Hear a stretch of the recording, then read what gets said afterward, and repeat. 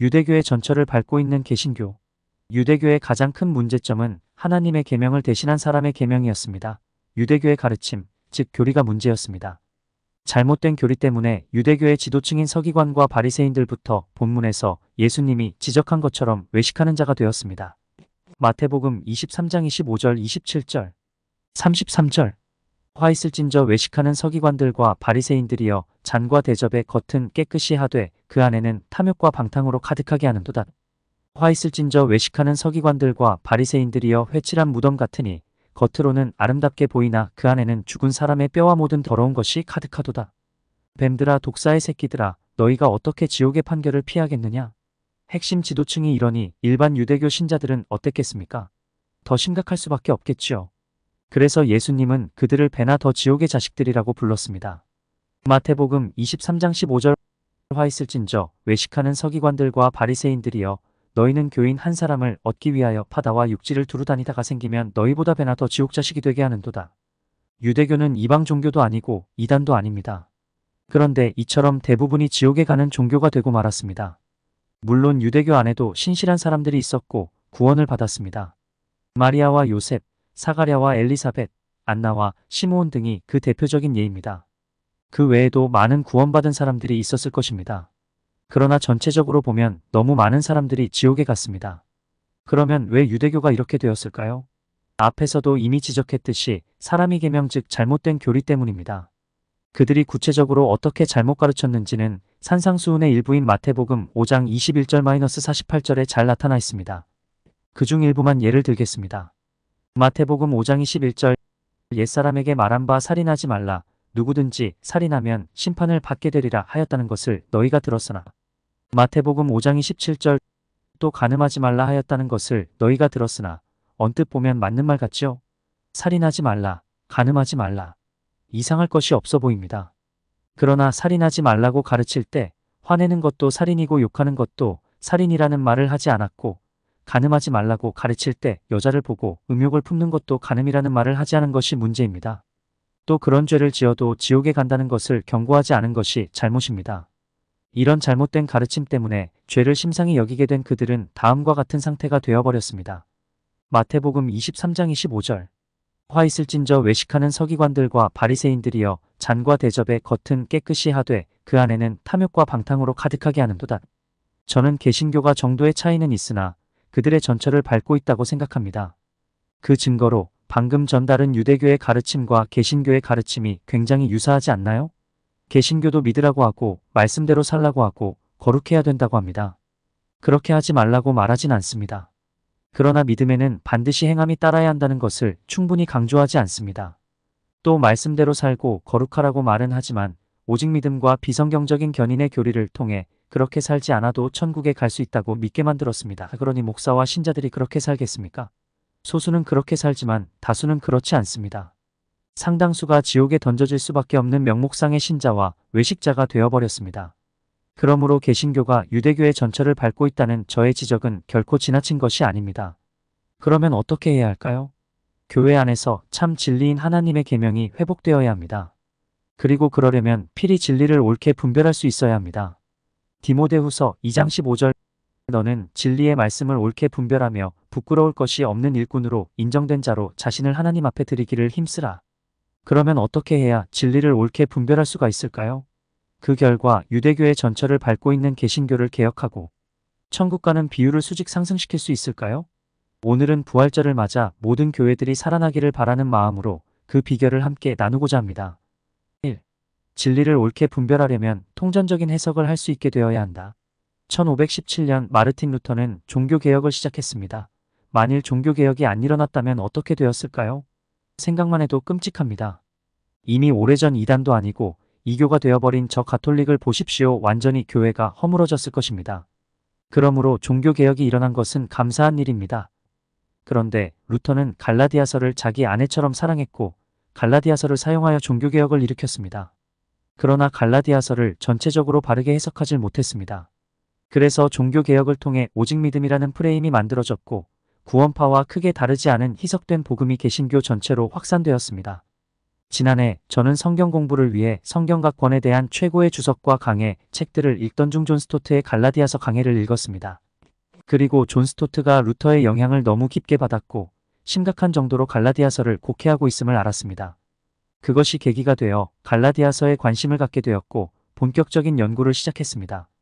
그 후 저는 갈라디아서에 대한 주요 주석과 강해 책들을 모두 정독했습니다. 그 과정에서 하나님은 갈라디아서에 대한 기존의 해석과 비교 불가한 정확하고 경이로운 해석을 저에게 주셨습니다. 때가 되면 여러분에게 제2의 종교개혁이라는 제목으로 그것을 설교할 것인데 기대하셔도 좋습니다. 이처럼 갈라디아서를 연구하고 경이롭게 깨닫게 되면서 저는 처음으로 통전적인 이해라는 개념에 눈뜨게 되었습니다. 당시 저는 은혜로 주어지는 선명하고 깊고 정확한 갈라디아서에 대한 해석들 때문에 감탄하면서 어떻게 이런 경이로운 해석들이 가능하지? 하고 놀라워했습니다. 그때 성령님이 말씀하신 것이 통전적인 해석이었습니다. 통전적인 해석은 다름이 아니라 진리를 옳게 분별하고 성경을 정확하게 해석하는 것을 뜻합니다. 그 안에 진리를 옳게 분별할 수 있는 놀라운 비결이 들어 있습니다. 그러면 통전적인 해석에 도달하려면 어떻게 해야 할까요? 그러려면 다음 4가지 단계를 착실하게 밟아가야 합니다. 1. 성경을 사랑하고 열심히 읽어서 성경으로 머릿속이 채색이 되어야 한다. 먼저 성경을 사랑하고 금보다 귀하게 여기고 꿀보다 달게 여기면서 열심히 읽어야 합니다. 그 결과 성경에 익숙해져야 합니다. 어느 정도로 익숙해져야 하느냐? 자기만의 관주가 머릿속에서 핑핑 돌아갈 정도로 익숙해져야 합니다.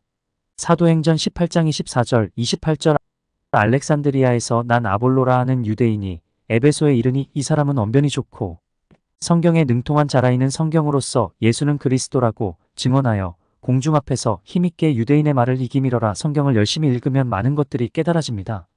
또 다 깨닫지는 못해도 성경이 분별의 기준이 됩니다. 책을 읽거나 설교를 들을 때 성경적이다, 아니다를 성경을 기준으로 분별할 수 있게 됩니다. 이것이 말씀 분별의 첫 단계입니다. 분별의 근원적인 원천은 바로 성경입니다. 사도행전 17장 10에서 12절 밤에 형제들이 곧 바울과 실라를 베레아로 보내니 그들이 이르러 유대인의 회당에 들어가니라. 베레아에 있는 사람들은 데살로니가에 있는 사람들보다 더 너그러워서 간절한 마음으로 말씀을 받고 이것이 그러한가 하여 날마다 성경을 상고함으로 그 중에 믿는 사람이 많고 성경은 진실로 캐논, 즉 말씀 분별의 잣대요 기준입니다. 그러므로 신학을 하기 전 그리고 주석책을 읽기 전에 성경을 충분히 읽어야 합니다. 그래야 분별력이 생겨서 성경적인 것만 받아들일 수가 있습니다. 또 성경을 읽을 때 중요한 것은 교리의 안경을 벗고 맨눈으로 읽어야 한다는 것입니다.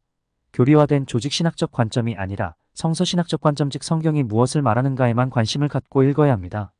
그래야 성경을 읽을 때 성경 안에서 교리를 보지 않고 진리를 볼 수가 있습니다. 또한 성경은 무엇보다 구원에 이르는 지혜를 주는 책입니다. 디모데후서 3장 15절 또 어려서부터 성경을 알았나니 성경은 능히 너로 하여금 그리스도 예수 안에 있는 믿음으로 말미암아 구원에 이르는 지혜가 있게 하느니라. 그러므로 구원론에 관심을 가지고 읽어야 합니다. 저는 피상적인 구원론에 만족하고 구원론에 깊은 관심이 없이 성경을 100독 이상 읽은 사람을 알고 있습니다. 그에게는 분별력이 전혀 없었습니다. 오히려 미혹이 강하게 역사하고 있었습니다. 그러므로 성경을 열심히 읽되 구원론에 깊은 관심을 가지고 읽어야 합니다. 성경은 오직 그런 자들에게만 분별력의 원천이 되어줍니다. 이 우리를 진리 가운데로 인도하시는 진리의 영이신 성령님을 전적으로 의지해야 한다. 요한복음 16장 12에서 13절 내가 아직도 너희에게 이를 것이 많으나 지금은 너희가 감당하지 못하리라. 그러나 진리의 성령이 오시면 그가 너희를 모든 진리 가운데로 인도하시리니 명심하십시오. 우리를 모든 진리 가운데로 인도할 수 있는 분은 오직 성령님뿐입니다. 고린도전서 2장 10절, 13절에서 14절 오직 하나님이 성령으로 이것을 우리에게 보이셨으니 성령은 모든 것 곧 하나님의 깊은 것까지도 통달하시느니라.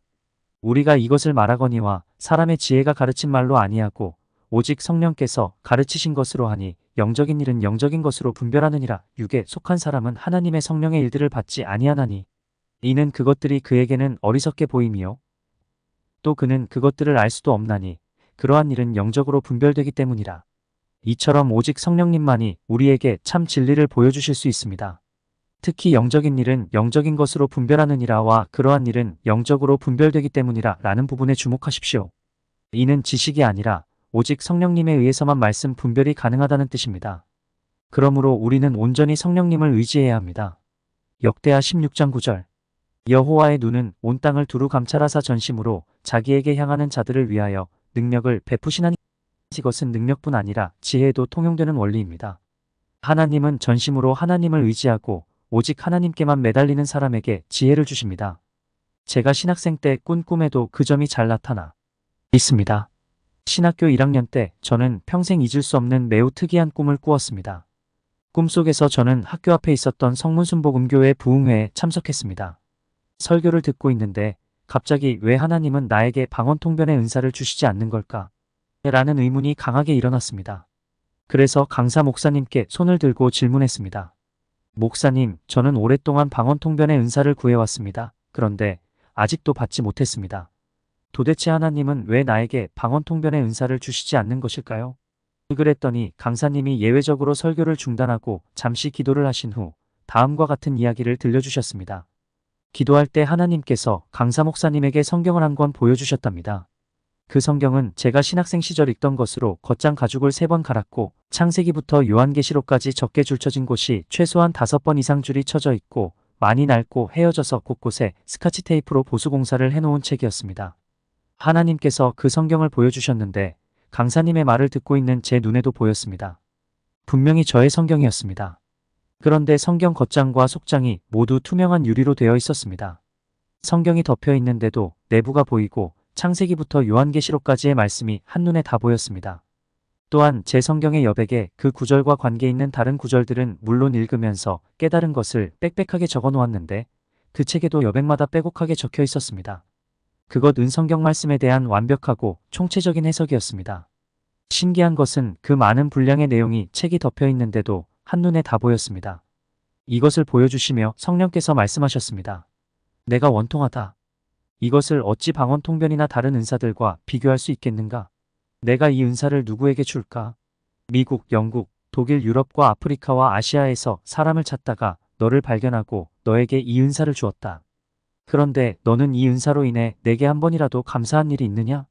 늘 방언통이나 신유의 은사를 주지 않는다고 불평만 하지 않았느냐? 내가 다른 작은 은사들을 주고도 감사기도를 받는데 이런 엄청난 은사를 주고도 감사하다는 말은 못 듣고 불평만 들으니 이 얼마나 원통한 일인가? 이처럼 꿈속에서 성령님은 역대하 16장 9절에 빗대어 말씀하셨습니다. 즉 내가 이 말씀의 은사를 누구에게 줄까? 온 땅을 두루 감찰하다가 너를 발견하고 너에게 이 은사를 주었다고 하셨습니다. 무슨 말입니까? 제가 자기의 머리나 지식을 의지하지 않고 말씀을 분별하고 깨닫기 위해 전심으로 오직 성령님만을 의지했다는 것입니다. 그래서 너를 택했다는 것입니다. 실제로 저는 온전히 오직 성령님만을 의지하고 또 의지했습니다. 그런데 목사와 교수들은 대개 어느 정도만 성령님을 의지하고 지혜를 구합니다. 그래서 제가 받은 것을 받지 못하는 것입니다. 하나님은 지혜를 아무에게나 주시지 않습니다. 솔로몬이 지혜를 구할 때 자기가 맡게 될 큰 직무 때문에 마음 이노갔듯 자기의 부족을 절감하고 마음이 낮아진 사람에게만 지혜를 주십니다. 그래서 성경에 이런 말씀들이 있는 것입니다. 야고보서 1장 5절. 너희 중에 누구든지 지혜가 부족하거든 모든 사람에게 후히 주시고 꾸짖지 아니하시는 하나님께 구하라 그리하면 주시리라. 잠언 11장 2절. 교만이 오면 욕도 오거니와 겸손한 자에게는 지혜가 있느니라. 잠언 14장 6절. 거만한 자는 지혜를 구하여도 얻지 못하거니와 명철한 자는 지식 얻기가 쉬우니라. 그러므로 자기를 부정하고 성령님 앞에 겸손히 납작 엎드리십시오.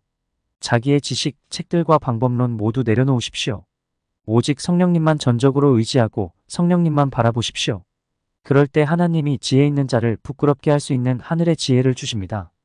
또 말씀의 은사 즉 지혜의 말씀과 지식의 말씀의 은사를 주십니다. 그리고 요한이 말한 기름 부음이 가르쳐주는 것과 바울이 말한 성령님의 가르치심을 경험할 수 있습니다. 요한일서 2장 27절. 너희는 주께 받은 바 기름 부음이 너희 안에 거하나니 아무도 너희를 가르칠 필요가 없고 오직 그의 기름 부음이 모든 것을 너희에게 가르치며 또 참되고 거짓이 없으니 너희를 가르치신 그대로 주 안에 거하라. 고린도전서 2장 13절. 우리가 이것을 말하거니와 사람의 지혜가 가르친 말로 아니하고 오직 성령께서 가르치신 것으로 하니 영적인 일은 영적인 것으로 분별하느니라. 우리가 성령의 가르침과 기름 부음이 가르쳐 주시는 것을 자주 그리고 더 깊이 경험할수록 우리 안에서 지혜와 분별력이 자라납니다. 그리하여 진짜 진리를 옳게 분별할 수 있는 자가 될 수 있습니다. 한편 첫 번째 분별의 원천은 성경입니다. 그리고 두 번째 분별의 원천은 성령님입니다. 이 두 가지가 분별의 약인과 보아스 즉 분별의 두 기둥입니다. 이 두 가지가 바리새인처럼 사람의 계명의 신봉자가 될 것이냐, 아니면 바울처럼 하나님의 계명을 깨닫는 자가 될 것이냐를 좌우합니다. 이 두 가지가 결정적으로 중요합니다. 왜냐하면 이 두 가지에서 근본적인 분별력이 나오기 때문입니다. 그런데 안타깝게도 대개가 이 두 가지가 없는 상태에서 신학을 공부하고 목사가 됩니다. 그 후 강해책과 주석을 읽고 설교를 준비합니다. 이것이 수많은 목사들에게 진리에 대한 분별력이 없는 근본적인 이유입니다. 또한 대부분 이 두 가지가 안 된 상태에서 신학자가 돼버립니다. 성경을 충분히 읽지 않고 성령의 가르침을 받지 못해도 얼마든지 학자가 될 수 있습니다. 똑똑하고 공부만 잘하면 유학 가서 얼마든지 신학자가 될 수 있습니다. 그러나 그들도 분별력이 없기는 마찬가지입니다. 왜냐하면 분별력은 신학박사 학위에서 나오는 것이 아니라 오직 성경과 성령으로부터 나오기 때문입니다. 그런데도 대부분 이것을 모르고 이 둘을 건너뛰고 신학 공부만 열심히 합니다. 그래서 절대 다수의 신학자들에게 분별력이 없고 교리적인 것입니다. 심지어 신학자들에 의해 사실상 이단인 자유주의 신학이 생겨났습니다. 그래서 정통교단의 신학대학 중 이단의 소굴로 전락한 곳들이 한두 곳이 아닙니다. 통탄할 일이 아닐 수가 없습니다. 또 안타까운 것은 대부분의 목사들과 학자들이 자신들에게 지식이 있고 성경을 연구하는 방법들을 배웠기 때문에 진리를 옳게 분별할 수 있다는 착각에 빠져 있다는 것입니다. 사실은 교리를 알고 있을 뿐인데 진리를 알고 있다고 생각합니다. 그 결과 맹인으로서 맹인을 인도하는 자가 되어버렸습니다. 그래서 절대 순진하게 목사의 설교나 학자들의 해석을 그대로 믿으면 안 됩니다. 베레아 사람들처럼 반드시 성경을 기준으로 분별하면서 듣고 분별하면서 읽어야 합니다. 그리고 비성경적인 것은 걸러내고 성경적인 것만 받아들여야 합니다. 3. 우리를 능가하는 신앙의 선배들이 쓴 좋은 책들을 겸손히 읽고 배워야 한다. 분별력의 원천은 첫째는 성경이고 둘째는 성령입니다. 그리고 셋째는 독서입니다. 어떤 분들은 홀로 성경만 열심히 읽고 기도만 열심히 합니다. 그렇게 해도 분별력이 입합니다. 말씀도 많이 깨달아집니다. 그러나 그것만으로는 진리를 진짜 정확하게 분별하고 깊게 이해할 수가 없습니다. 그것은 성경이나 성령님은 완전하지만 사람에게 한계가 있기 때문입니다. 쉬운 예로 성경을 기록할 때도 하나님은 모세나 바울 한 사람을 쓴 것이 아니라 40여 명을 사용하셨습니다. 하나님은 한 사람에게 모든 것을 다 깨닫게 해주지 않으십니다. 그러므로 열심히 성경을 읽고 열심히 성령님의 가르침을 받는 것이 가장 중요하긴 하나 거기서 멈추지 말고 독서도 열심히 하고 배워야 합니다. 그런데 독서할 때 주의해야 할 점이 있습니다. 책을 아무거나 읽지 말고 선별해서 읽어야 합니다.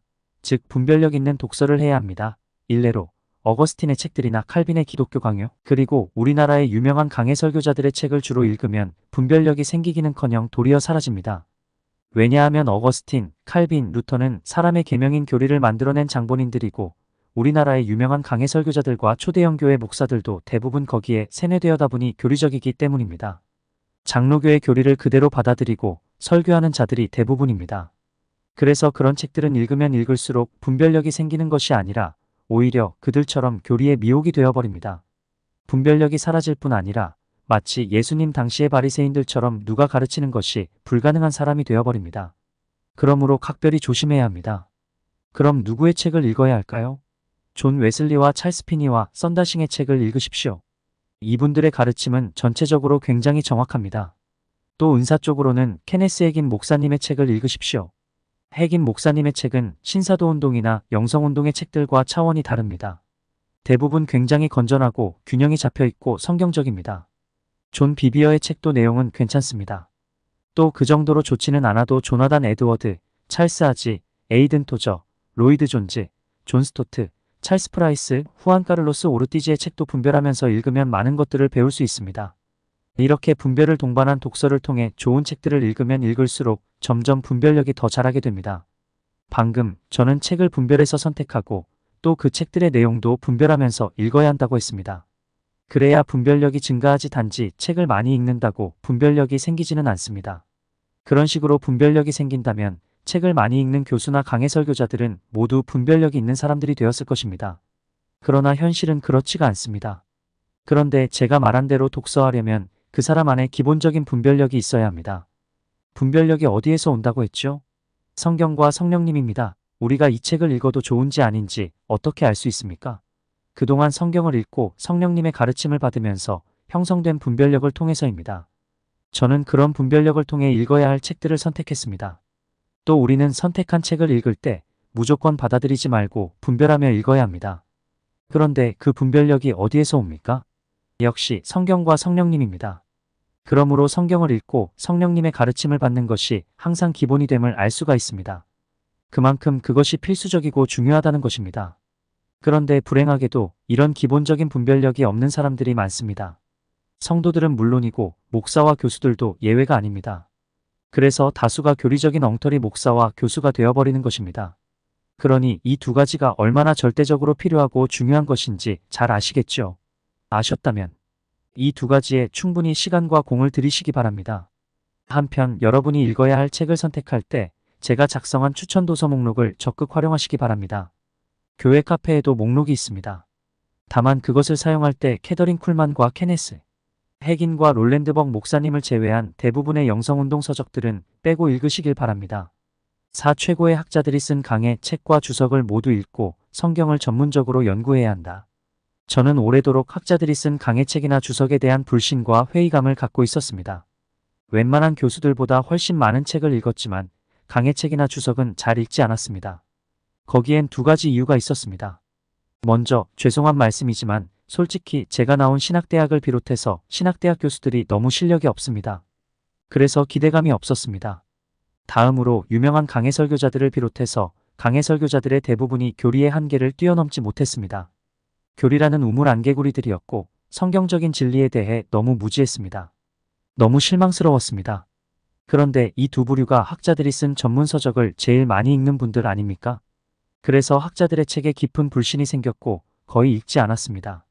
그렇다고 전혀 읽지 않은 것은 아닙니다. 찰스 하즈와 존 스토트를 비롯해서 일부 학자들의 책들은 계속 읽었습니다.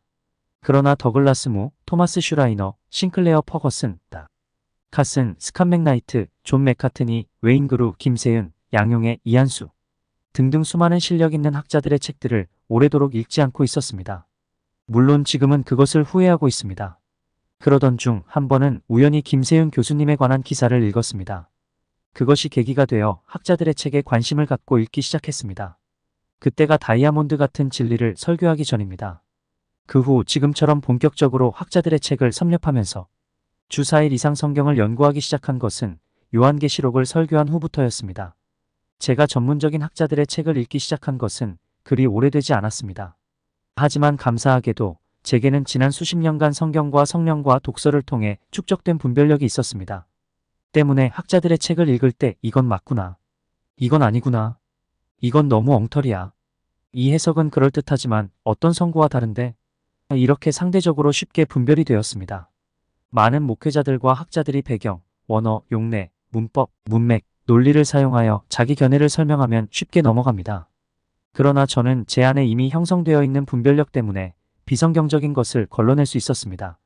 그래서 학자들의 책이 제게 독이 되지 않고 큰 유익이 되었습니다. 나아가서 학자들이 쓴 전문적인 책들은 제게 진리를 옳게 분별하고 성경을 바르게 해석하는 일에 엄청난 돌파를 가져다 주었습니다.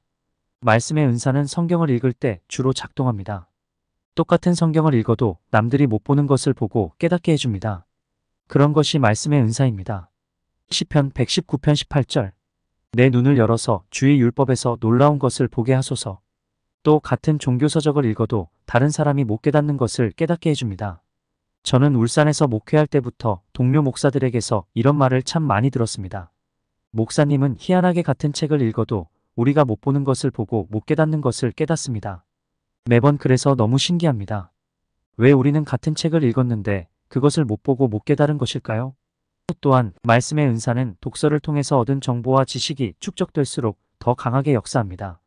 우리는 성경 저자들처럼 특별 계시가 아니라 조명적인 계시를 받고 있습니다. 때문에 말씀의 은사는 우리가 노력해서 얻은 성경에 대한 지식, 정보, 깨달음이 축적된 것들과 정비례해서 역사합니다. 독서와 연구를 통해 얻은 정보와 자료의 질과 양에 비례해서 같은 말씀의 은사라도 훨씬 더 강력하게 역사합니다. 그런데 늦은 감이 있지만 제가 정말 잘한 일이 있습니다. 지난해 저는 친구와 66권에 관한 세계적인 학자들이 쓴 모든 강해, 책과 주석들을 구입했습니다. 일반적인 강해 설교자나 교수가 아니라 정말 세계적인 학자들이 쓴 강해, 책과 주석들을 모두 구입해서 지속적으로 모두 읽고 성경을 연구하고 있습니다. 그러자 거기서 얻은 풍부한 고급 정보와 최신 신학 지식을 바탕으로 말씀의 은사가 전과는 비교할 수 없는 수준으로 역동적으로 역사하기 시작했습니다. 즉, 단지 주석을 읽고 연구할 때 분별이 되는 것을 넘어서서 학자들의 책 내용이 마중물과 디딤돌이 되어 세계적인 학자들이 못 깨닫는 것을 깨닫고 그들이 분별하지 못하는 것을 분별하고 그들이 정립하지 못한 것들을 정립할 수 있게 되었습니다. 난해구들이 명쾌하게 풀리고 수십 년 동안 궁금해했던 성경 구절들이 줄줄이 선명하게 해석이 되기 시작했습니다. 하나님의 은혜로 이제 그런 일이 저에게 일상이 되었습니다. 그리고 이런 놀라운 은혜를 통해 완벽에 가까운 정도로 진리를 분별하고 성경을 경이롭게 깨닫게 된 것들을 제가 통전적인 이해 혹은 통전적인 해석이라고 칭하는 것입니다. 저는 참으로 진리를 옳게 분별하고 참으로 성경을 바르게 해석하려면 제가 말하는 통전적인 해석을 할 수 있는 단계에 반드시 도달해야 한다고 생각합니다. 그러면 묻겠습니다. 만약 다른 목사님들이 현재 제가 하고 있는 것처럼 세계적인 학자들이 쓴 주요 강해책과 주석들을 모두 구입해서 읽고 연구를 하면 어떻게 될까요? 과연 그분들도 저처럼 진리를 분별하고 저처럼 성경을 깨달을 수 있을까요? 죄송한 말씀이지만 불가능합니다. 수많은 학자들과 강해 설교자들이 그 증거입니다. 그러면 같은 책들을 보고 연구하는데 왜 저는 되고 다른 분들은 안 될까요? 거기에는 두 가지 이유가 있는데 우선 한 가지를 말씀드리겠습니다. 왜냐하면 앞에서 설명해드린 분별력의 세 가지 기초가 튼튼하지 않기 때문입니다. 최고의 강해책과 최고의 주석들을 섭렵하면서 연구한다고 모두가 진리를 옳게 분별하고 바른 해석을 할 수 있는 것이 아닙니다. 앞에서 말한 세 가지를 통해 분별력이 충분히 형성되어 있어야 그 책들이 큰 도움이 되고 말씀의 돌파가 일어나는 것입니다. 책과 주석으로 넘어가는 것은 가능합니다. 그러나 첫째와 둘째 단계를 밟지 않고 그 단계로 넘어가면 위험합니다. 진리를 분별하는데 큰 결함이 나타나게 되고 빈번한 실패를 경험할 수밖에 없습니다. 왜냐하면 그 안에 충분한 분별력이 형성되어 있지 않기 때문입니다. 그러므로 처음에는 실패를 거듭한다 할지라도 실망하거나 좌절하지 마십시오. 그 대신 지금부터라도 충분히 기본의 시간과 공을 들이십시오. 그래서 훗날 진정한 말씀의 돌파를 경험하고 놀라운 말씀의 사람으로 거듭나는 우리 교회의 목회자들이 되시기 바랍니다. 지혜보다 더 중요한 것은 자신에 대해 지혜롭게 생각하는 것이다. 저는 앞에서 진리를 옳게 분별하고 성경을 정확히 해석하는 것을 통전적인 이해라는 말로 표현했습니다. 통전적인 이해에 이르는 데 필요한 네 가지 단계를 설명해 드렸습니다. 이것은 어느 책에 나오는 것이 아니라 수십 년에 걸친 저의 경험을 요약한 것입니다. 이 네 가지가 곧 말씀의 돌파를 경험하게 만든 참 비결이었습니다. 그런데 다른 사람이 저와 똑같은 과정을 밟고 똑같은 분량으로 노력했다고 가정해 봅시다. 그러면 저처럼 진리를 옳게 분별하고 깊고 정확하게 해석할 수 있을까요? 될 것 같은데 이상하게도 안 됩니다. 이유는 두 가지인데 하나는 이미 설명해 드렸고 나머지 하나를 설명해 드리겠습니다. 처음엔 저도 이 방법대로 하면 누구나 되는 줄 알았습니다. 사역을 하면서 저는 누구와도 경쟁하지 않았습니다. 지교회들이 많아서 늘 인재가 필요했고 나이가 들어가고 있기 때문에 다음 세대를 위한 주자가 절실히 필요합니다. 그래서 어떤 목회자가 돌파하고 두각을 나타내면 항상 제일 기뻐했습니다. 혹 누가 저보다 성경을 더 정확하고 깊게 해석한다 해도 제가 가장 기뻐할 것입니다. 그것이야말로 제가 바라는 것이기 때문입니다. 그래서 저는 저만의 노하우를 뛰어난 몇몇 부목사님들에게 가르쳐 주었습니다. 또 임파데이션을 위해 안수기도도 해드리고 내심 기대했습니다. 그러나 결과는 참담했습니다. 물론 제가 하라는 대로 하면 어느 정도는 발전합니다. 그러나 저처럼 되지는 않는다는 것을 알았습니다. 최근에 저는 다시 한번 그것을 확인했습니다. 제가 소개한 마지막 단계를 따라 성경을 연구하는 방법은 전에 연구하던 것과 달라서 7배 이상의 시간과 노력과 집중력을 요구합니다. 시간이 많이 걸려서 저 혼자 성경의 궁금한 부분들을 다 연구할 시간이 없습니다. 그래서 저는 국내외 200여 명의 목회자 중 가장 지적인 네 분에게 부탁해서 성경 각 권의 궁금한 구절들을 연구해서 신학교에서 강의를 하게 했습니다. 평신도성경대학을 개설하여 성도들도 함께 배울 수 있게 했습니다. 그런데 죄송한 말씀이지만 기대한 대로 잘 안 되고 있습니다. 지난주 올린 이동기 목사님의 강의 같은 훌륭한 강의들도 있지만 무엇보다 해석이 틀리는 경우가 너무 많습니다. 그래서 심각해졌고 한때 절망감마저 느꼈습니다. 또 얼마 전에는 성경 공부를 강화할 수 있는 교수를 찾기 위해 추가로 목회자 중 가장 똑똑한 4명과 그 외 자원자들에게 베드로전서를 연구해서 강의안을 제출하라고 했습니다. 그래서 받아보고 다시 절망했습니다. 가장 기대했던 목사님은 설명은 굉장히 조리 있게 잘했는데 결정적으로 해석이 틀렸습니다. 또 다른 목사님도 설명은 나름 잘했는데 해석이 틀린 정도가 아니라 3,000%로 빠졌습니다. 한 명은 평범했고 한 명은 해석은 잘했는데 설명이 약해서 준합격시켰고 한 사람만 합격했습니다. 그 한 명도 2차와 3차 테스트를 지켜보아야 합니다. 그럼 강의를 맡은 목사님들과 그 외 목사님들이 잠을 아껴가며 최선을 다해 연구했는데 왜 저처럼 정확히 해석하지 못했을까요? 사실 저는 머리가 좋은 사람이 아닙니다. 그 목사님들이 저보다 지적으로 몇 배나 뛰어난 분들입니다. 그런데 왜 저는 되는데 그분들은 안 될까요? 한마디로 부르심 때문입니다. 앞에서 통전적인 해석에 대해 설명해 드렸죠. 그런데 통전적인 해석이 무엇인지 아십니까? 그것은 사도적인 기름 부음입니다. 즉 사도적인 말씀의 은사입니다. 목사들이 다 같은 것이 아닙니다. 부르심과 은사가 각기 다릅니다. 성경에 의하면 5가지 종류의 목사가 있습니다. 에베소서 4장 11절. 그가 어떤 사람은 사도로, 어떤 사람은 선지자로, 어떤 사람은 복음 전하는 자로, 어떤 사람은 목사와 교사로 삼으셨으니 이들은 모두 말씀을 가르치는 일과 관계가 있습니다. 그런데 특히 더 관련 있는 직임은 사도와 선지자와 교사입니다. 사도나 교사는 굳이 설명할 필요가 없겠지요. 그러나 선지자도 말씀을 가르치는 직임인가? 라는 생각이 들 것입니다. 물론입니다. 에베소서 2장 20절. 너희는 사도들과 선지자들의 터 위에 세우심을 입은 자라. 이 말씀이 보여주듯 선지자도 말씀을 전하는 자입니다. 그러므로 예언만 잘한다고 선지자가 아닙니다. 성경에 능통하고 진리를 잘 가르칠 수 있어야 참 선지자입니다. 아무튼 사도, 선지자, 교사가 말씀 사역과 더 깊은 관련이 있습니다. 그러나 등급이 다릅니다. 교사가 제일 등급이 낮습니다. 그 위는 선지자이고 그 위가 사도입니다. 목사들 중에 사도가 있다는 것을 알고 사도이길 원하지 않는 목사는 없습니다. 그러나 원한다고 다 사도가 될 수 있는 것이 아닙니다. 하나님이 택한 사람만 될 수 있습니다. 그래서 사도 바울이 다음과 같이 말한 것입니다. 고린도전서 1228-30 하나님이 교회 중에 몇을 세우셨으니 첫째는 사도요. 둘째는 선지자요. 셋째는 교사요. 그 다음은 능력을 행하는 자요. 그 다음은 병 고치는 은사와 서로 돕는 것과 다스리는 것과 각종 방언을 말하는 것이라. 다 사도이겠느냐? 다 선지자이겠느냐? 다 교사이겠느냐? 다 능력을 행하는 자이겠느냐? 다 병 고치는 은사를 가진 자이겠느냐? 다 방언을 말하는 자이겠느냐? 다 통역하는 자이겠느냐? 참으로 목회자로 부름을 받은 사람들은 최소한 교사입니다. 즉 모든 목사는 가르치는 자입니다. 디모데전서 3장 2절. 그러므로 감독 목사는 책망할 것이 없으며 한 아내의 남편이 되며 절제하며 신중하며 단정하며 나그네를 대접하며 가르치기를 잘하며 디모데후서 2장 24절. 주의 종목사은 마땅히 다투지 아니하고 모든 사람에 대하여 온유하며 가르치기를 잘하며 그러므로 일정 수준 이상 잘 가르치지 못하면 하나님이 목사로 부른 것이 아닙니다. 그래서 맨 아래가 교사고 그 위는 선지자입니다. 예언이 아니라 가르치는 데 있어 교사와 선지자의 기름 부음은 큰 차이가 납니다. 또 그 위가 사도입니다. 역시 가르치는 데 있어서 선지자와 사도의 기름 부음은 차원이 다릅니다. 게다가 부르심과 은사는 고정된 것입니다. 로마서 11장 29절. 하나님의 은사와 부르심에는 후회하심이 없느니라. 그래서 아무리 구하고 노력해도 부르심 이상의 말씀의 은사가 임하질 않습니다. 그런데 제가 소개해드린 통전적인 해석의 4단계는 사실은 사도들을 위한 것입니다. 사도로 부름받은 사람들에게 온전히 효과가 나타납니다. 그러나 사도로 부름받지 않은 사람들은 그대로 해도 그 정도로 효과가 나타나지 않습니다. 물론 부르심이 다른 목회자들에게도 비결은 똑같습니다. 그래서 그 방법대로 하면 교사는 교사의 분량만큼, 선지자는 선지자의 분량만큼 말씀의 기름 부음이 증가됩니다.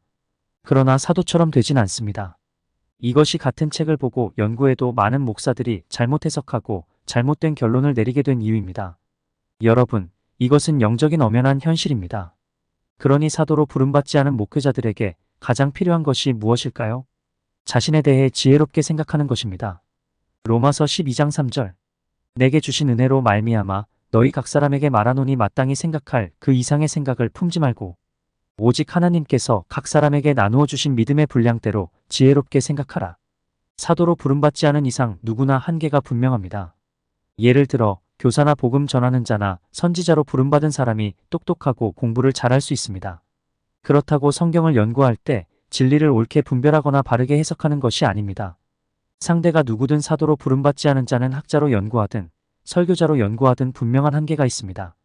우리는 그것을 수많은 학자들과 강해 설교자들에게서 충분히 보아왔습니다. 그러므로 사도로 부름받지 않은 목회자들은 자신의 한계를 인정하고 겸손히 사도들에게 배워야 합니다. 그것이 자기의 한계를 뛰어넘고 진짜 지혜롭게 될 수 있는 비결입니다. 그런데 그러려면 자신의 믿음의 분량을 알아야 합니다. 즉 자기의 부르심과 은사를 알아야 합니다. 그리고 마땅히 생각할 그 이상의 생각을 품지 말고 믿음의 분량대로 자신에 대해 지혜롭게 생각해야 합니다. 그리고 겸손한 마음으로 사도들에게 배워야 합니다. 그것이 가장 안전하고 가장 크게 성장할 수 있는 비결입니다. 그래서 저는 사도로 부름받지 않은 목회자들에게 가장 중요한 것은 지혜가 아니라 자신에 대해 지혜롭게 생각하는 것이라고 믿습니다. 한편 제가 등급이라는 표현을 썼습니다만 오중직임은 계급이 아닙니다. 그럼에도 불구하고 각 직임 간의 효과적인 사역을 위한 질서가 있습니다. 그 질서 안에 거해야 합니다. 하나님께서 오중직임을 세우신 이유는 사도뿐 아니라 모두가 사역에 필요하기 때문입니다. 그러므로 사도뿐 아니라 모두 꼭 필요하고 중요한 사역자들입니다. 엘리야는 하늘로 올라갈 때 자신의 겉옷을 통째로 엘리사에게 던졌습니다. 그러나 예수님은 자신의 겉옷을 5조각으로 찢어서 목회자들에게 나누어 주셨습니다. 에베소서 4장 7절에서 8절, 11절. 우리 각 사람에게 그리스도의 선물의 분량대로 은혜를 주셨나니. 그러므로 이르기를 그가 위로 올라가실 때에 사로잡혔던 자들을 사로잡으시고 사람들에게 선물을 주셨다 하였도다. 그가 어떤 사람은 사도로, 어떤 사람은 선지자로, 어떤 사람은 복음 전하는 자로, 어떤 사람은 목사와 교사로 삼으셨으니 진정한 목사라면 모두 예수님의 겉옷 중 한 부분을 가지고 있습니다. 그러니 얼마나 영광스러운 일입니까? 사도든 아니든 하나님께서 오중사역자 중 하나로 선택해 주셨다는 것은 큰 영광입니다. 청와대나 백악관도 아니고 만왕의 왕이신 하나님을 위해 일하는 자로 선택받은 것이기 때문입니다. 그래서 저는 어릴 때부터 목사가 되는 것을 최고의 영광으로 여겼습니다. 그러므로 여러분도 자신의 직임을 영광스러운 것으로 여기시고 감사하시기 바랍니다. 또 이미 설명해드린 대로 오중직임은 예수님의 겉옷의 한 부분이기 때문에 독불장군이 되면 안 됩니다. 모든 오중사역자가 사랑과 질서 안에서 하나가 되어야 합니다. 그리하여 오중직임을 다 갖고 계신 예수님의 사역을 교회 안에서 재현해내야 합니다. 하나가 되어 동역함으로 예수님이 하신 일을 하고 그보다 큰 일을 해야 합니다. 그것이 참 목회요 참 사역이고 참 선교입니다. 그리고 그것이 곧 하나님의 온전한 뜻입니다. 할렐루야. 3. 사도들이 분별하고 깨달은 참 진리가 전 세계로 퍼져나가 교회들이 회복되어야 한다. 오늘날 교회 안을 보면 온통 목사들만 있는 것 같습니다. 그러나 교회에 목사들만 있는 것이 아닙니다. 사도, 선지자, 복음 전하는 자, 목사, 교사가 모두 있습니다. 사람들이 무지해서 그것을 보지 못하고 하나님이 세우신 질서를 무시하고 있을 뿐입니다. 예수님은 제일 먼저 사도들을 세우셨습니다. 그리고 그들을 통해서 교회를 세우셨습니다. 마태복음 16장 18절. 또 내가 네게 이르노니 너는 베드로라. 내가 이 반석 위에 내 교회를 세우리니 음부의 권세가 이기지 못하리라. 에베소서 2장 20절. 너희는 사도들과 선지자들의 터 위에 세우심을 입은 자라.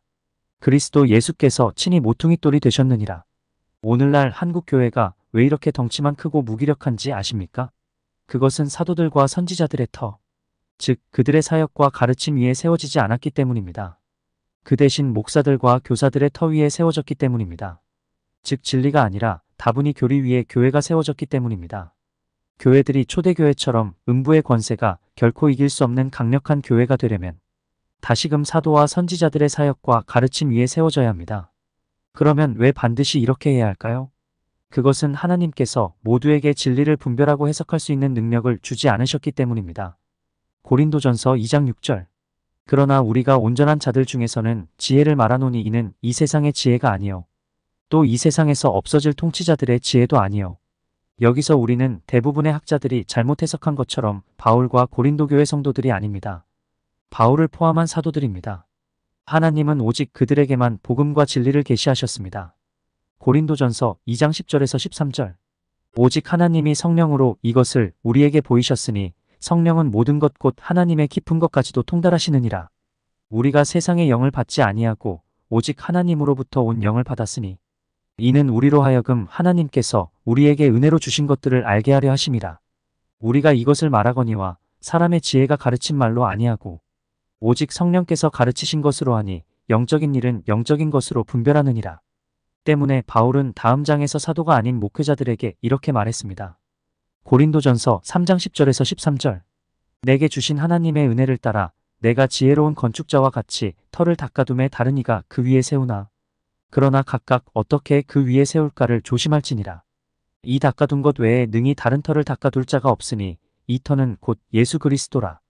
만일 누구든지 금이나 은이나 보석이나 나무나 풀이나 지푸로 이 터 위에 세우면 각 사람의 공적이 나타날 터인데 그날이 공적을 밝히리니 이는 불로 나타내고 그 불이 각 사람의 공적이 어떠한 것을 시험할 것임이라. 바울이 계시를 통해 알게 된 지혜는 예수 그리스도에 대한 것들입니다. 그러나 단지 복음이 아닙니다. 바울 서신에 기록되어 있는 모든 진리들입니다. 바울은 이것을 터라고 불렀습니다. 맞습니다. 이것이 곧 교회와 사역이 그 위에 세워져야 할 참된 터입니다. 바울은 다른 목회자들의 설교와 가르침을 이 터 위에 집을 짓는 것에 비유했습니다. 집을 지을 때 어떻게 짓습니까? 터 위에서 조금도 벗어나지 않게 짓습니다. 마찬가지로 목회자들도 설교할 때 바울의 가르침에서 벗어나지 않는 범위 내에서 설교하고 가르쳐야 합니다. 그래야 가장 안전하고 가장 성도들에게 유익합니다. 이것이 바로 교회들에 대한 하나님의 계획입니다. 사도행전은 초대 예루살렘 교회의 신앙 형태를 이렇게 기록했습니다. 사도행전 2장 42절. 그들이 사도의 가르침을 받아 서로 교제하고 떡을 떼며 오로지 기도하기를 힘쓰니라. 또 바울은 눈앞의 회중들만 가르친 것이 아니라 교회에 편지를 써보내어 가르쳤습니다.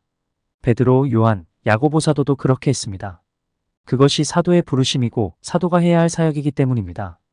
또한 바울은 디모데와 디도와 같은 목회자들에게 편지를 써서 그들을 지도했습니다.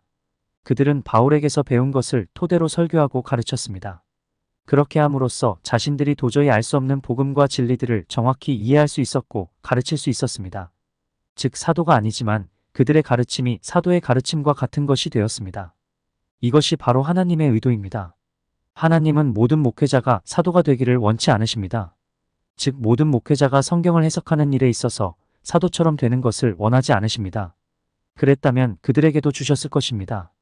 이처럼 모든 목회자들에게 사도와 같은 분량의 지혜와 계시를 주시지 않는 이유는 사도들을 목사들의 목사로 세우셨기 때문입니다.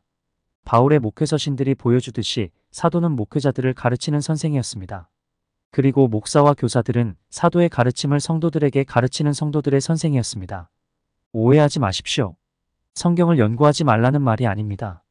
그러나 성경에 나오는 목회자들은 연구하는 사람들이 아니었습니다. 사도들의 가르침을 잘 소화하고 이해해서 가르치는 자들이었습니다. 물론 목회자들이 말씀을 연구할 수 있습니다. 그리고 해야 합니다. 그러나 그것만 가지고는 성경을 바르고 깊게 이해할 수가 없습니다. 목회자들이 각자 대강 연구해서 대중 가르치는 것은 하나님의 뜻이 아닙니다. 사도들이 분별하고 정립한 진리를 잘 배우고 소화해서 자기 것으로 만들어서 가르쳐야 합니다. 또 그 기반 위에서 열심히 연구해서 풍성하게 만들어서 가르쳐야 합니다. 그것이 하나님의 뜻입니다. 제가 지금 새로운 이상한 주장을 하고 있는 것이 아닙니다. 성경을 보십시오. 초대교회 때부터 원래 그랬습니다. 그리고 지금도 마찬가지입니다. 왜냐하면 성경을 기록한 토대적인 사도들은 없지만 비토대적인 사도들이 여전히 존재하기 때문입니다. 그런데 불행하게도 교회 안에서 하나님이 세운 이런 질서가 무너졌습니다. 이렇게 된 가장 큰 원인은 성경대로 믿지 않고 사도와 선지자가 1세기 이후에 사라졌다. 는 거짓말에 교회가 속았기 때문입니다. 그러니 남는 것이 뭐겠습니까? 치유의 능력이 있어서 복음 전하는 베니인 같은 복음 전도자들, 목회 잘해서 큰 교회를 이룬 초대형 교회 목사들, 공부 잘해서 된 뛰어난 교사라고 할 수 있는 학자들밖에 더 있습니까? 초대 교회 때는 언제나 교회의 중심에 사도들이 있었습니다. 그러나 현재 한국 교회나 전 세계 교회 안에 사도들이 어디에 있습니까? 자칭 사도와 거짓 사도들은 많지만 진정한 사도들은 거의 찾아볼 수가 없고 교사들, 목사들, 복음 전도자들이 설치고 있는 것이 이 시대 교회들의 현실입니다. 즉 사도들이 아니라 이 세 가지가 이끌고 있습니다. 이는 머리가 아니라 꼬리가 몸을 이끌고 있는 셈입니다. 그런데 꼬리에는 눈이 없습니다. 방향을 모릅니다. 그래서 갖가지 목회 프로그램이 유행하고 수많은 목회자들이 철새처럼 이리 몰리고 저리 몰리고 하는 것입니다. 그러고도 답을 찾지 못하고 진리면에서는 성경적이 아니라 교리적이 되고 사역면에서는 삼중사역이 아니라 종교적이거나 신비주의적이 되어버린 것입니다. 얼마나 안타까운 일인지 모릅니다. 이것은 결코 하나님의 뜻이 아닙니다. 처음부터 하나님의 계획은 사도들과 선지자들을 통해서 교회를 이끌어가는 것이었습니다. 고린도전서 12장 28절. 하나님이 교회 중에 몇을 세우셨으니 첫째는 사도요, 둘째는 선지자요. 왜 하나님께서 교회 중에 첫째는 사도를, 둘째는 선지자를 세우셨을까요? 그들을 중심으로 교회를 이끌기 원하셨기 때문입니다. 초대 교회는 이런 하나님의 계획대로 움직였습니다. 에베소서 2장 20절. 너희는 사도들과 선지자들의 터 위에 세우심을 입은 자라. 그래서 강력했습니다. 그러나 현대 교회는 그렇질 못합니다. 그러므로 교회를 다시 사도와 선지자들의 터 위에 세워야 합니다. 그래서 초대 교회처럼 세상을 진동시키는 강력한 교회들이 되게 해야 합니다. 더 구체적으로 설명하면 그래야 목사가 성도들에게 참 복음과 참 진리를 가르쳐서 성도들을 대부분 참 신자로 만들 수 있습니다. 또 그래야 복음 전도자들도 집회나 크게 하고 치유만 행하는 것이 아니라 참 복음을 전해서 결신자들의 다수를 참 신자로 만들 수 있습니다. 또한 그래야 신학대학 교수들도 성경과 성령에 대해 바르게 가르쳐서 참 목사들을 길러낼 수가 있습니다. 그런데 안타깝게도 교회만 크면 최고인 줄 알고 또 능력이 나타나면 최고인 줄 알고 교수들도 지식 때문에 교만해져서 배울 생각은 않고 도리어 교리를 잣대로 섣부른 판단이나 하고 있습니다. 희망이 보이질 않습니다. 특히 제가 가장 걱정하는 두 부류가 있습니다. 강해 설교자들과 신학대학 교수들입니다. 왜냐하면 지식보다 사람을 더 쉽게 교만하게 만드는 것이 없기 때문입니다. 고린도전서 8장 1절. 지식은 교만하게 하며 그런데 이들은 지식과 제일 가까운 사람들입니다. 옛날의 서기관들도 성경을 연구하는 지적인 자들이었습니다. 그러나 그들 모두 사람의 계명을 하나님의 계명으로 오해했습니다. 지적교만은 사람의 계명을 진리로 맹신하게 만듭니다. 그것이 지식의 한계입니다. 오늘날도 다르지 않습니다. 실제로 오늘날 얼마나 많은 학자와 목사들이 교리를 진리로 착각하고 있습니까? 물론 그들 중 일부는 열심히 책을 읽고 열심히 연구합니다. 일례로 존 메가더는 누구나 가기 원하는 큰 교회의 담임 목사로 청빙을 받은 후 주 4일 하루에 10시간씩 성경을 연구할 수 있는 시간을 보장하지 않으면 안 가겠다고 했습니다. 그렇게 열심히 연구합니다. 이것은 좋은 일입니다. 그런데 그렇게 하면 진리를 교리로 훼손하거나 오염시키지 않고 바르게 전할 수 있습니까? 그렇지 않다는 것이 큰 문제입니다.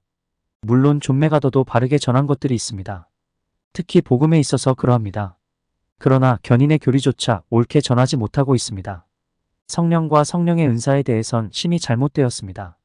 저질 이단 사냥꾼들과 똑같습니다. 이처럼 개인적인 연구만으로는 어느 정도는 잘 가르칠 수 있어도 진리를 성경대로 온전히 가르치는 것이 불가능합니다. 더 극적인 예를 들어볼까요? 금세기 최고의 강해 설교자가 누구입니까? 로이드 존즈입니다. 또 금세기 최고의 복음주의 신학자가 누구입니까? 두말할 필요도 없이 존 스토트입니다. 아마 이견이 거의 없을 것입니다. 그런데 로이드 존즈의 설교가 다 성경적입니까? 그렇지 않습니다.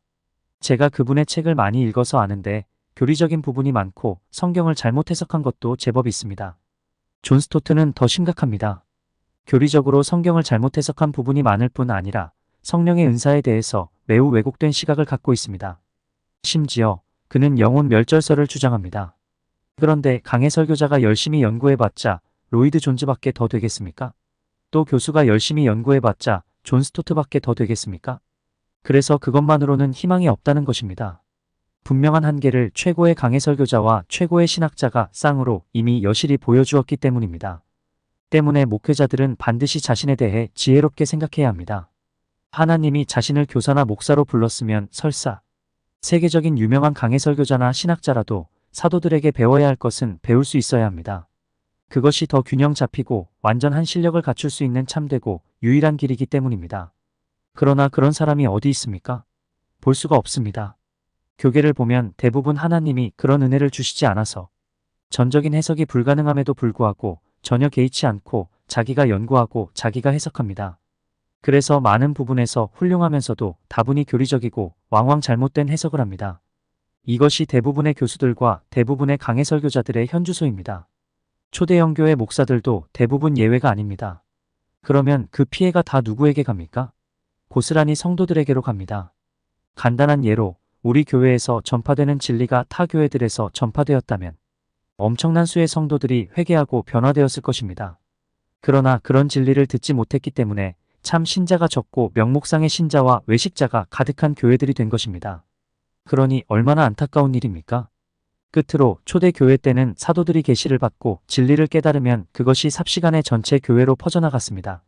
그러나 오늘날은 교회들이 사도나 선지자의 존재도 인정을 안 합니다. 그러니 전체 교회로 퍼져나갈 리가 없지요. 그래서 보배로운 진리가 한 교회나 단체에서 멈춰버리는 경우가 많습니다. 얼마나 엄청난 손해입니까? 아프리카를 생각해 보십시오. 아프리카는 제가 직접 가서 설교한 것도 아니고 진성원 목사님이 제 설교를 가져가서 전했습니다. 그런데 그것을 듣고 초교파적으로 얼마나 많은 교수와 목사들이 그것을 받아들이고 회개했습니까? 특히 이것이 참 진리요. 아프리카 교회가 살 길이다. 라고 생각하고 자발적으로 모든 권리를 내려놓고 지교회로 들어온 교회들이 얼마나 놀랍게 부흥하고 있습니까? 불과 2, 3년밖에 되지 않았는데 벌써 1,000명 넘게 출석하는 교회가 2교회나 생겼습니다. 그중 한 교회는 다시 2,000명이 넘게 출석하는 교회로 급성장했습니다. 전체 출석 성도수는 이미 15,000명을 넘어섰습니다. 그것을 보면서 저는 하나님의 은혜로 분별하고 깨닫게 된 참 진리가 한국과 전 세계로 퍼져나가게 되길 더욱 간절히 원하게 되었습니다. 혹 어떤 분은 바울도 로마서를 제외하고 주로 자기가 세운 교회들에게 편지하지 않았습니까? 그러니 지교회들로 퍼져나가면 됐지. 전 세계 교회들로 퍼져나가길 원하는 것은 과한 것 아닌가요? 라고 생각할 수도 있습니다. 그러나 바울과 사도들이 보낸 편지들은 한 교회에서만 읽힌 것이 아닙니다. 회람이 되며 교회들로 퍼져나갔습니다. 그리고 성경이 되어 전 세계의 모든 그리스도인들이 읽고 있습니다. 저는 이처럼 사도들이 분별하고 깨닫고 정립한 진리들이 전 세계로 널리 퍼져나가야 한다고 생각합니다.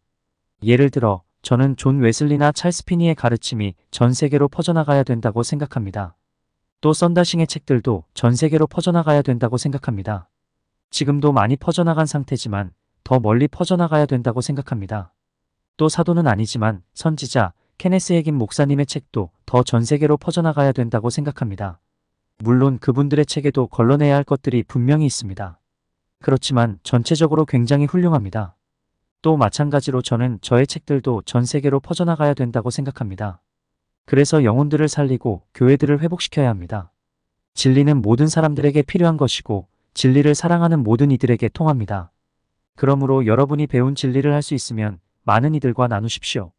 또한 하나님이 역사하셔서 이 진리들이 우리나라와 아프리카, 전역과 전 세계로 퍼져나갈 수 있도록 날마다 기도해 주시기 바랍니다. 결론을 말씀드리겠습니다. 제가 여러분과 나눈 것은 모든 목회자들과 신학자들을 바꿔놓을 수 있는 말씀입니다. 목회자들과 신학자들이 꼭 들어야 할 중요한 말씀입니다. 또 이 안에 한 교회나 교단이 아니라 한국교회 전체와 전체, 개신교를 바꾸어 놓을 수 있는 놀라운 비결이 들어 있습니다. 그러나 여러분이 들을 때 그렇긴 한데 왜 평신도인 우리에게 이 설교를 하시나? 라는 생각이 들었을 수도 있습니다. 그 이유는 이것이 성도인 여러분에게도 필요하기 때문입니다. 무엇보다 이것은 여러분이 매주 듣고 있는 설교의 가치에 대해 새롭게 눈을 뜨게 해줍니다. 여러분은 하나님의 은혜로 매주 제가 통전적인 이해라고 표현한 것에 도달하거나 거의 근접한 설교들을 듣고 있습니다. 여러분이 듣기에도 분명히 설교가 차원이 다릅니다. 오죽하면 제가 지난주에 당당하게 이런 제안을 다 했겠습니까? 우리 교회를 비난하는 목사가 있으면 똑같은 목사의 말이라고 고민하지 말고 그의 설교를 들어보라. 성경을 시금석으로 삼고 분별해보라. 그러면 얼마나 비성경적인 내용이 많은지 충격을 받게 될 것이다. 내 설교와 얼마나 차이가 나는지 알게 될 것이다. 그래서 신뢰심이 깨져서 그 목사의 말에 다시는 신경 쓰지 않게 될 것이다. 많은 성도님들이 제 설교를 듣고 댓글을 다신 것처럼 어떻게 항상 가슴 설레며 기다리게 하는 이런 수준과 차원의 설교를 하는 것이 매주 가능할까요? 그 놀라운 비결이 이 설교에 모두 들어 있습니다. 그래서 저는 여러분도 들어야 한다고 판단했습니다. 그러면 여러분이 매주 듣고 있는 설교의 가치의 진가를 알게 될 것이고 지금도 말씀을 사모하고 집중해서 잘 듣고 계시지만 더욱 설교를 금보다 귀하게 여기고 꿀보다 더 달게 듣게 될 것이기 때문입니다. 또 이 설교를 들어야 제가 왜 이 시대 교회의 목회자나 신학자들에 대해 때때로 그렇게 나를 세우고 비판하는지, 즉 제가 교회와 영혼들을 위해 깊이 우려하는 것이 무엇인지 비로소 온전히 이해가 됩니다. 뿐만 아니라 이 설교를 들어야 신학자들의 책을 읽거나 목회자들의 설교를 들을 때 단지 유명세나 신학적인 전문 지식과 언변에 속지 않고 옳게 분별할 수가 있습니다. 저는 이 설교를 듣는 동안 근본적인 분별력이 여러분에게 주어졌다고 믿습니다. 나에게 그런 분별력이 주어진 것 같지는 않은데? 하시는 분들이 있습니까? 잘 들으시기 바랍니다. 본래 교리는 신약 성경이나 사도행전 15장의 회의가 보여주듯이 사도들이 중심이 되어 확립해야 합니다. 그런데 개신교는 사도들과 거리가 먼 종교개혁자 루터와 칼빈이 주축이 돼서 교리를 확정했습니다. 여러분도 아시겠지만 둘 다 은사중지론자입니다. 사도는 말씀의 사람이고 성령의 사람입니다. 그러므로 은사중지론자가 사도일 수는 없습니다. 그리고 그 전이나 후에도 마치 어거스틴처럼 교계를 장악한 학자나 목사가 주축이 되어 교리를 확정했습니다. 이것이 개혁신학 속에도 하나님의 계명과 사람의 계명이 뒤죽박죽이 되어 있는 이유입니다. 그러므로 개혁신학을 맹신하지 말고 분별해야 합니다. 그런데 일반적인 목사들과 학자들에게는 이를 분별할 수 있는 지혜나 능력이 없습니다. 왜냐하면 교리를 만든 종교개혁자들의 뒤를 이어 그것을 강화한 조나단 에드워즈, 찰스 스펄전, 찰스 하지, 로이드 존즈, 존 스토트 같은 학자나 설교자 둘이 지적으로 훨씬 우월하기 때문입니다. 압도가 되어 마치 어린 학생들이 초중고교에서 배우는 것처럼 신학교와 목회 현장에서도 그들의 주장을 배우고 그냥 수용해버리고 맙니다. 이것이 목사들과 교수들 중에 교리적인 사람들이 압도적으로 많은 이유입니다. 그들을 무시하는 것이 아닙니다. 본래 그런 정도의 분별력은 사도들에게 주어지는 것인데 목사나 교수들은 대부분 사도로 부름받지 않았기 때문입니다. 그러므로 이것은 어떤 의미에서 당연한 결과입니다. 그런데 성경을 보면 이런 비성경적인 잘못된 교리들을 제대로 분별한 분이 있습니다. 본문에 잘 나타나 있는 것처럼 우리의 믿는 도리의 사도이신 예수님입니다. 그 뒤 12사도와 사도 바울입니다. 한마디로 사도들입니다. 결국 유대교든 개신교든 그 안에 깊이 뿌리내린 사람의 계명들을 분해서 잡초 뽑듯 제거할 수 있는 사람은 유명 목사와 교수들이 아닙니다. 사도들입니다. 그들만이 이 일을 옳게 해낼 수 있습니다. 그래서 사도들의 설교와 책들이 중요한 것이고 반드시 전 세계 교회로 널리 퍼져나가야 하는 것입니다. 사랑하는 여러분, 이것이 이 시대 교계의 실상입니다. 이번 설교는 이런 이 시대 교회의 실상을 훤히 보여줍니다. 그 결과 왜 그토록 많은 목사와 교수들의 책과 설교가 교리적이고 왜곡되어 있는지 비로소 근본적으로 이해할 수 있게 해줍니다. 그리고 분별이 자동적으로 됩니다. 이제 이 설교가 성도인 여러분에게도 얼마나 필요하고 중요한 것인지 확실히 아시겠죠? 그러므로 이 설교를 반복해서 듣고 꼭 소화하십시오. 그리하여 놀라운 영적 조망과 참된 분별력을 얻는 여러분 되시기를 바랍니다. 할렐루야! 저를 한 걸음 한 걸음씩 이곳까지 이끌어오신 에베네셀의 하나님, 모든 영광과 존귀를 받으시옵소서. 그리고 성도님 한 분 한 분을 성경적인 참 진리가 선포되고 있는 교회로 이끄신 주님, 모든 영광과 존귀를 받으시옵소서. 아멘.